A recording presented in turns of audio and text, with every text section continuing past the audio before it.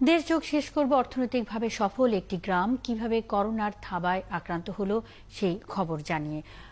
করোনার প্রভাবে 2 মাসেই অভাবের মুখে পড়েছেন নেত্রকোনার মদন উপজেলার কুঠুরিকোনা গ্রামের 400 মানুষ। হাঁসের গ্রাম হিসেবে পরিচিত গ্রামটিতে হাঁসের বাচ্চা উৎপাদন বন্ধ। গ্রামের মানুষেরা জানান প্রতি মাসে তারা দেশি পদ্ধতিতে 6.5 লাখ হাঁসের বাচ্চা উৎপাদন করতেন। গমগম করত ক্রেতা, কিন্তু এখন সেখানে শুনশান নীরবতা। উৎপাদনও নেই, ক্রেতাও নেই। উপজেলা সংবাদদাতা তোফাজ্জল হোসেনের তথ্য ও ছবিতে প্রতিবেদন। হাঁসের ছানা, হাজারো ডিম ফুটে যেমন ছানা বের হয়, তেমনি ছানারও একসময় বড় হাঁস হয়। হাঁসের ডিম ফুটানো গ্রামের নামটি কুঠুরিকোনা। এই গ্রামে 130টি পরিবারের 400 মানুষ ডিম থেকে ছানা ফোটানোর পেশায় নিয়োজিত।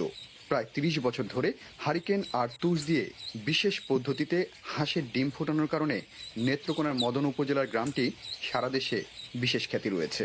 কুঠুরিকোনা গ্রামে প্রতিদিন ডিম ফুটে বের হয় গড়ে 20,000 হাঁসের ছানা।